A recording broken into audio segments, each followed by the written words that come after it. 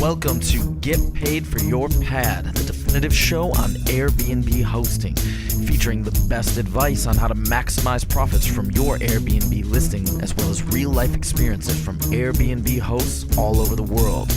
Welcome.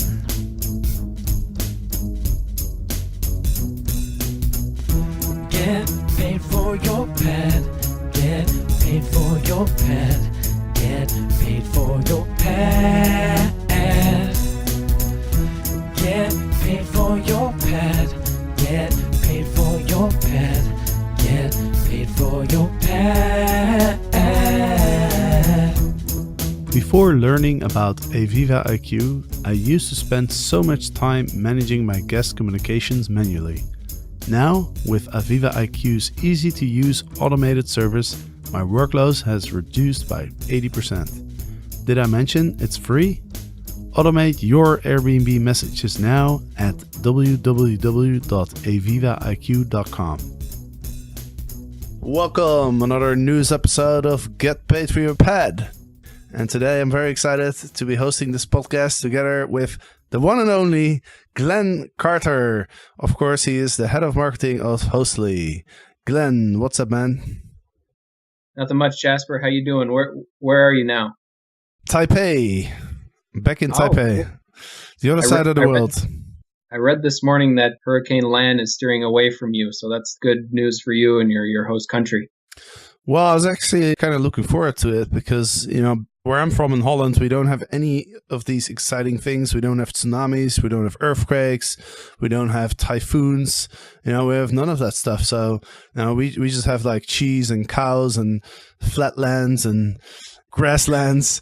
So I was kind of excited to experience my first ever hurricane. You know, unfortunately, it wasn't for me.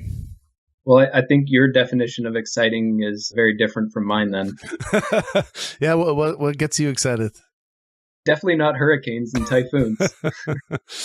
What we did get was a couple of days where it just poured down with rain nonstop. I've never seen so much rain come out of the skies. It was really crazy. It was just like literally 24 hours a day. And I'm not talking about a little drizzle. I'm talking about full on just pouring down with rain. It was pretty crazy. Is that normal for this time of year? Well, it definitely rains a lot in Taiwan, but this month is actually supposed to be the start of the dry season. But then I guess when one of those hurricanes passes by, it also brings a lot of water. So I guess this is kind of exceptional. Well, I hope you stay dry. It's funny because, you know, yesterday was actually the first sunny day I've seen here. And, you know, like the one item that people use the most in this country, I think, is the umbrella. Like everywhere you go, you can put your umbrella outside. They have like holders for umbrellas. You put your umbrella there, or they give you a little plastic cover that you can put around it so that, you know, when you go inside somewhere, it doesn't get wet. And so everybody owns like 5 or 6 umbrellas, it seems. But then even when it's sunny, people wear umbrellas because they also don't want to get a tan. So it's kind of funny, like whether it rains or it's sunny, like people walk around with umbrellas. Well, I know this isn't Airbnb related, but I remember reading that umbrella sharing platforms were quite popular in that area. Okay, yeah, well, it's funny. I kind of imagine that because sometimes it's really hard to find your umbrella. When you walk into a coffee place or something, there's a holder with like 30 umbrellas, and everybody buys these umbrellas at the 7-Eleven, so they all look the same. And so, you know, when you walk out and you're trying to find your umbrella, a lot of the times it's like, well, I can't remember which one's mine, so I'll just grab one. Well, it's like your luggage at the airport. You got to tie a red bow to it or something like that. Yeah. I feel like the umbrellas are just like a sharing commodity over here. I think people don't really care which umbrella they have as long as they have one. Well, if it's downpouring like you say it is, then yeah, absolutely. We have some pretty interesting topics to discuss today, so let's not get carried away. And I'm sure we can talk hours about like different countries and all sorts of stuff related to travel. There's some cool stuff to talk about. I'd say the most interesting thing that came out this week was actually coming from Airbnb, which is kind of unusual. They published a really cool blog post at blog.atairbnb.com/search. It talks about some of the factors that influence the position of Airbnb listings in the search results. And that's obviously something that a lot of hosts always have questions about, and everyone's always trying to figure out, what can I do with my listing in order to have it show up higher in those search results and get more viewers, get more bookings as a result. Airbnb has shed some light on these ranking factors in this post.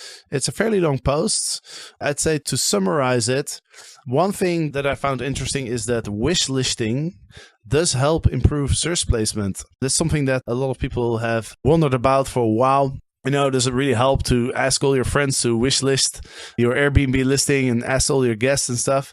It does have an impact. It's one of over 100 factors that influence your search rank. So I imagine it's probably not one of the most important factors. It should help. Another observation is that changing text photos doesn't really improve your search placement. So there's no need to keep changing up your listing. I think the only thing that does help is making sure your calendar is updated every day. They've acknowledged that instant booking does help your search placement. I mean, Airbnb is pushing for instant book for a while, so I think instant booked is probably a pretty decent factor. Being a superhost does not improve search placement. However, the factors that make you a superhost do help your listing rank higher. So, it's about no cancellation, fast response times, higher acceptance rate. That all makes sense because in the end of the day, obviously Airbnb wants to show the listings that the guests will like and they're likely to book. So those are kind of the most interesting things that I've noticed. What about you, Glenn? Yeah, I mean, you covered most of it, Jasper, but from a marketing perspective, I find these kinds of things fascinating. We're so focused on, Google rankings that, a platform like Airbnb comes out with this. It's sort of a breath of fresh air.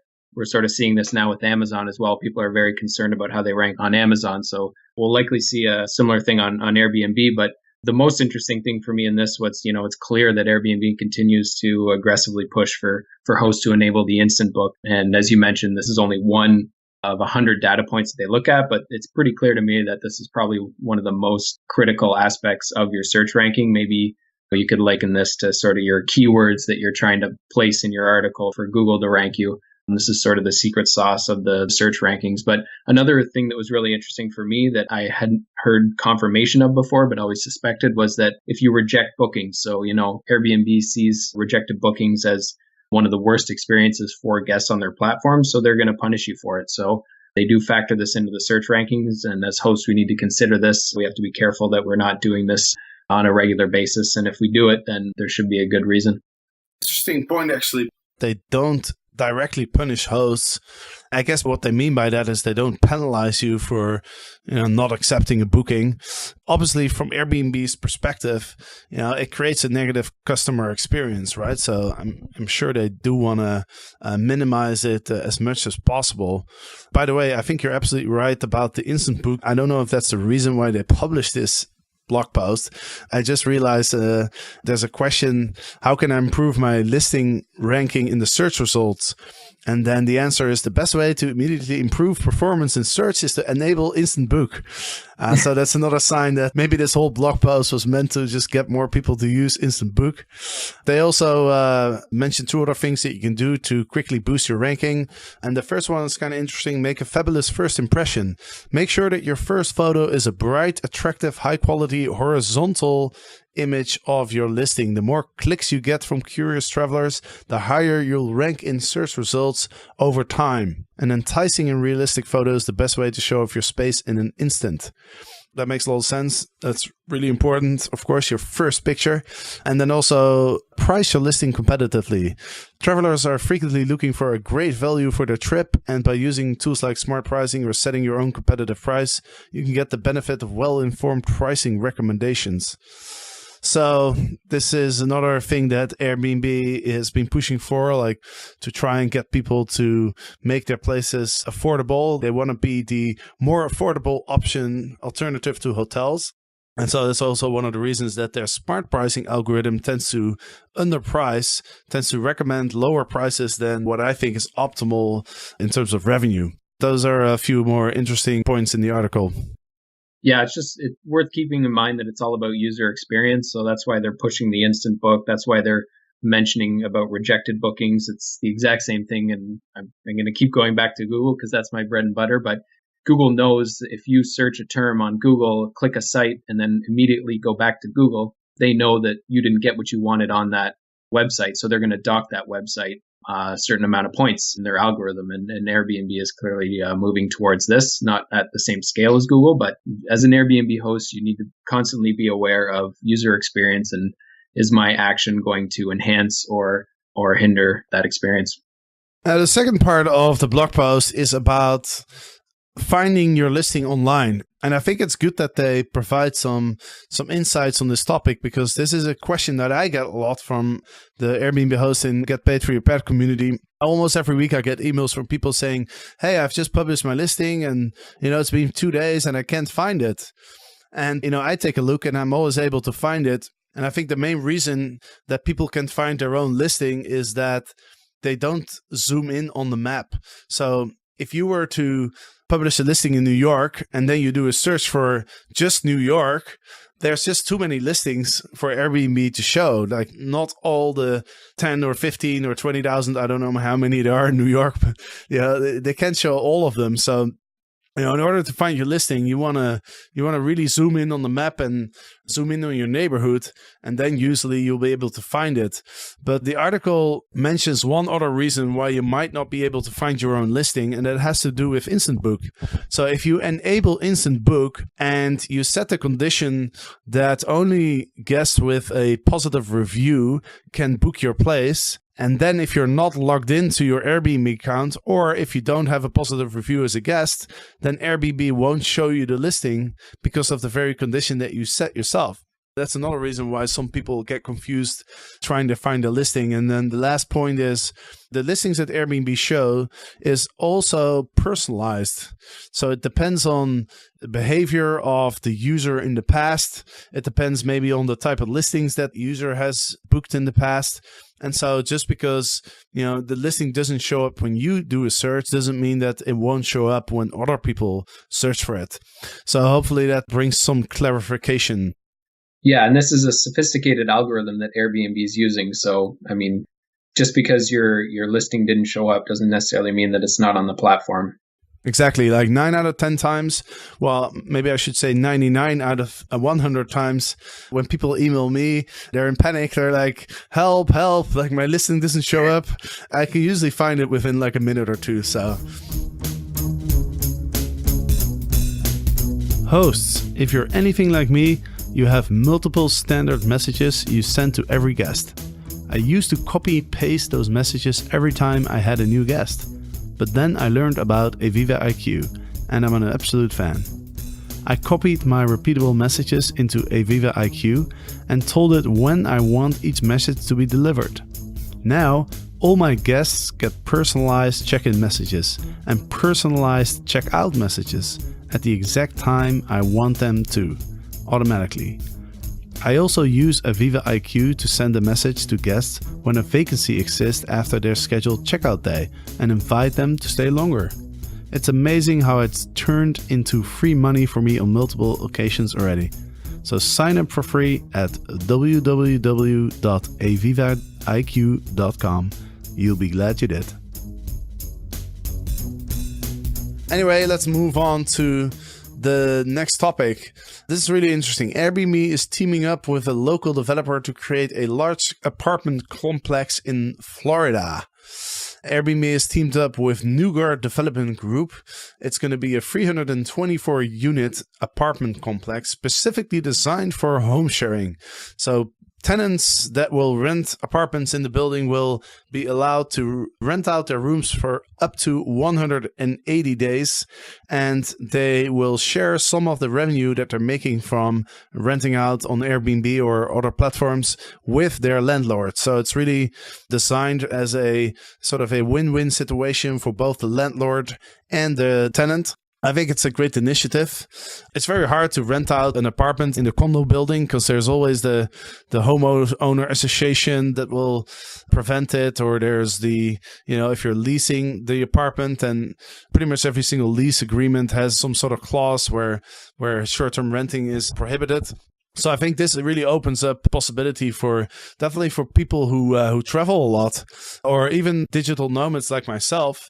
Right now in Taipei, my friend is actually renting this apartment, but he's not always here.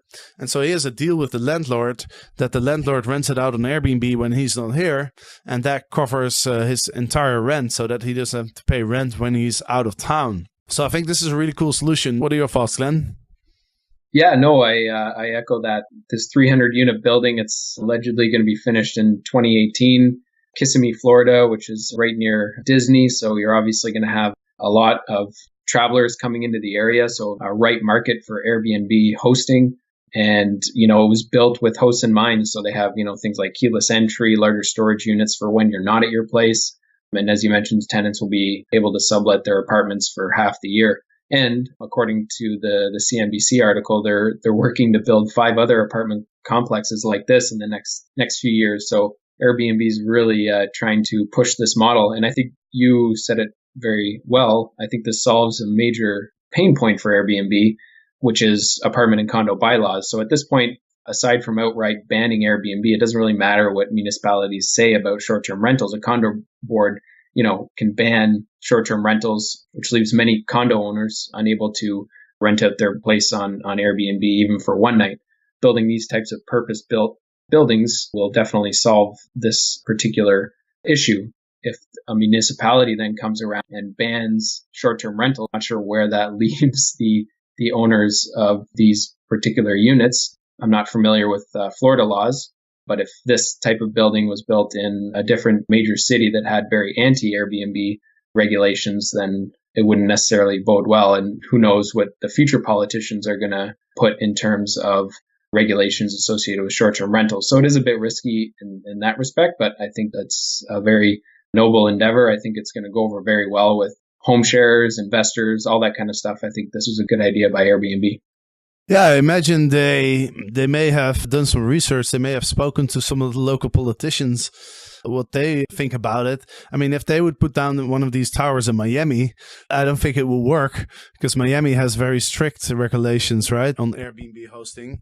But maybe that's why they chose the location, because their expectations are that in that particular location, they're not going to run into any regulations in the future. I guess being close to Disney kind of makes sense because obviously the municipality where Disney is located, they're obviously aware that the tourists are, obviously bringing in a lot of money. That could be a reason why they're located there. Yeah, absolutely. They just got to be careful with the other markets they're expanding to. I had an Airbnb rental in that area, and the entire local economy is dependent on tourism. So it's very unlikely that the municipality of Kissimmee is going to ban short-term rentals in the future at all. So yeah, I think you're right. Airbnb is being very careful with where they choose to have these complexes, but you never know what the political winds will do, in 10, 20 years, when you have a mayor in there who's very anti short-term rental after high profile incidents. You got to be careful. Absolutely. There's definitely some risk. Well, it's funny because I spent a bit of time in South America, and in South America, this concept has been around for a long time. They're called apart hotels. I actually stayed in an apartment in an apart hotel last time I was in Santiago in Chile. And apart hotels are pretty much this. They're big apartment buildings.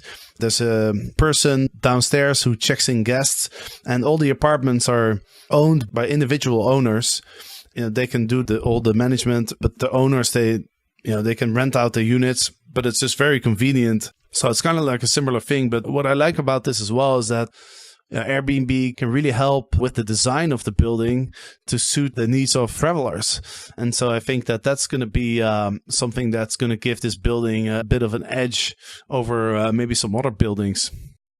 Yeah, and we spoke earlier about the user experience with the search algorithm that Airbnb employs. So this is another way to control the physical user experience. They get to design the building, they get to control everything associated with guest experience in that particular property. The risk for Airbnb as well is, travelers tend to book with Airbnb because they're not hotels. So the more they become like hotels, they're going to alienate some of those travelers. And that's not necessarily a bad thing. Clearly there's a market for all types of properties. As you mentioned, down in South America. And, if I'm traveling to the area, and I would love to stay in a place like this, or even over a hotel. So I guess they have different market segments in mind for this type of project. Mm-hmm. Yeah, exactly. The article actually addresses this point. The spokesperson mentions that this is not a hotel format because the experience is still individual. The host creates a personalized experience for each guest. There's truth to that. Like, even though you're staying at a place that's designed for, short-term rentals, the tenant is still staying in the property at least 180 days a year. It's not an apartment that's like only being used by travelers. There's actually somebody living there. I think it's still different from a hotel. One last thing that I want to mention is also there's going to be some services for Airbnb hosts in the building. So if you want to get some new sheets or you want to get your laundry done and stuff, there's going to be all sorts of services that will help the Airbnb host manage their units. There's going to be smart locks installed on all the units. It's really optimized for Airbnb hosting, which just makes it really convenient. Yeah, absolutely. Especially if you're a remote host, like if you're there for half the year, and then, there's a lot of Canadians who go down to Florida for half the year. They call them snowbirds. So this would be perfect for someone like that. When you're not there, you just rent it out on Airbnb, and then you can take advantage of those services, bringing clean linen, all that kind of stuff to manage your rental. I think it's fantastic. And I wouldn't be surprised if a lot more of these start popping up, not necessarily Airbnb sponsored. I think it's great that Airbnb is sponsoring them, and I think that will continue to happen. But I think you'll see a lot of developers in the near future develop these type of apartment buildings that are catered towards short-term rentals. All right, let's move on to the next topic, which is, let me see.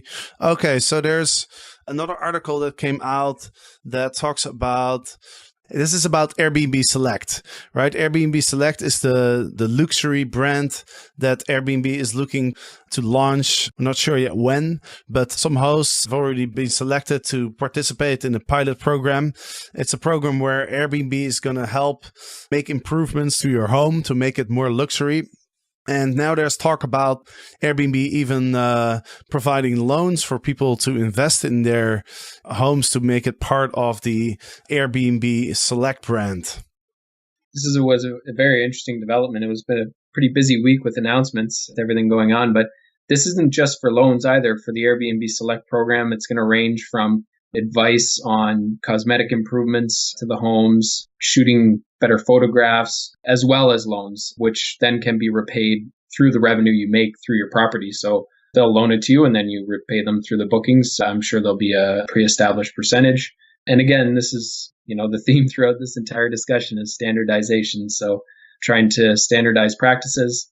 It's a great opportunity for a lot of Airbnb hosts who maybe don't have the upfront capital to do some renovations to their property to make it more desirable. So I think they're going to get a lot of interest in this, although right now it's only offered to Airbnb Select, but maybe this is just a pilot project they then may offer to other hosts as well. I almost forgot, but there's one other big news article that came out. It's not really a news article, but Airbnb has finally opened up their API. So now third parties can get access to all the Airbnb data that's out there. I'm not very technical. I mean, I just about know what an API is, but that's about it. I think, Glenn, you're a little bit smarter than me, especially when it comes to this kind of stuff. So I'll let you take the lead on this one. I wasn't head of IT at Hostfully. I'm head of marketing. So I think we're the two worst guys to be talking about APIs and anything technology related. From what I understand, this will allow Airbnb hosts to pull their data from Airbnb into third-party applications. So like any management software you use, dynamic pricing tools, Hostfully guidebooks. It's an interesting twist because up until now, Airbnb's only offered API to a select few third-party operators.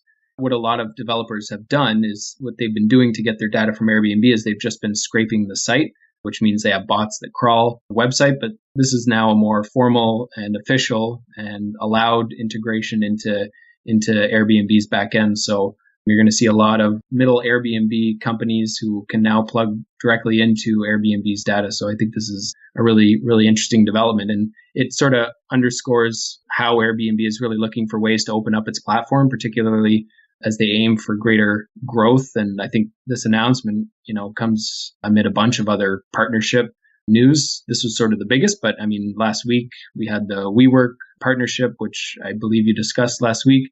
And then we had, what we just talked about, the Airbnb partnering with the developer in Florida. So there's a lot of partnership news coming out of Airbnb. Opening up of the API is sort of the strategic umbrella, the final push that Airbnb is doing to sort of open up these partnerships. Awesome. Well, in the Airbnb News Facebook group, I'm just looking at some of the comments to look for some opinions of those who do understand what an API is. Somebody is actually asking, what is an API? I actually don't know what it stands for, but something with application, I think. But anyway, a few people are actually mentioning that the news is not as good as it sounds because you still have to fill out a form to get access to all the data.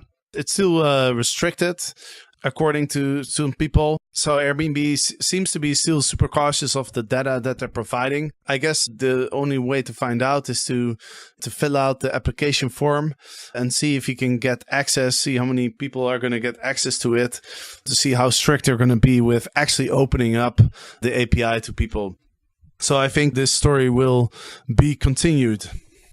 Yes, and I'm just looking on Google, and API stands for Application Program Interface. So maybe next time we should get someone a bit more technologically savvy to talk about APIs. Yeah, like I was definitely thinking to get somebody for in the next couple of weeks, get somebody who knows what he's talking about to comment on these things. I have a couple shout outs before we'll let everybody go. I got an email from Mary. She lives in North Carolina on the Outer Banks, and she is looking for somebody to do a small seminar. Her church has an annual program in February. Proceeds go to charity, and as a new Airbnb host, she's looking for someone to do a 90-minute presentation on how to get started with Airbnb, and she offers the speaker a couple free nights in her rental house. So if you are in North Carolina, please reach out to me, then I will connect you to Mary, and hopefully we can make this happen. Also, I wanted to announce that starting on Monday, I'm going to start a video log. So I'm going to do a daily video of basically me talking about some Airbnb stuff, but also showing people what I'm doing with my traveling and stuff. Maybe talking a little bit about travel-related topics and just showing people funny things about, interesting things about the place where I am. I think it'll be really fun. My plan is to commit to doing one every single day. We'll see. Hopefully I'll be able to keep up with it. What do you think, Glenn? Do you follow I don't want to see any typhoons or hurricanes. Do you follow any video logs? No, I don't. I'm old school. You're old school. Okay. My little nephew, who's about 12 years old, he always tells me to do YouTube and to do video logs. So I finally have realized that he's probably smarter than me and I should follow his advice. So on my YouTube Kids channel... these days, technology. I know. Like he knows more about Instagram and all that kind of stuff than I do. So... I don't even know how to use Snapchat. But in any case, I'm going to publish these videos on my YouTube channel. Get Paid for Your Pet. You'll be able to find it. And I'll share them in my email list and Facebook and stuff as well. You'll be getting a nice daily email from me. If you get tired of me, feel free to unsubscribe. But if you do want to follow me, then go ahead and sign up for the newsletter at getpaidforyourpet.com. All right. I will be signing up. You'll be signing up. Okay, well, I'll see how long you can keep up with me. Do you have any final thoughts, Glenn, for today? No, that's it. Jasper, stay dry in Taiwan, and we'll be talking to you next week. Okay, great. Well, thanks, Glenn, for joining, and thanks all the listeners.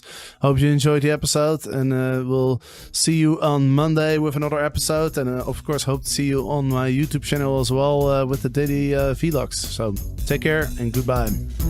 Get paid for your pet. Get paid for your pet. Get paid for your pet. Get paid for your pet. Get paid for your pet. Get paid for your pet.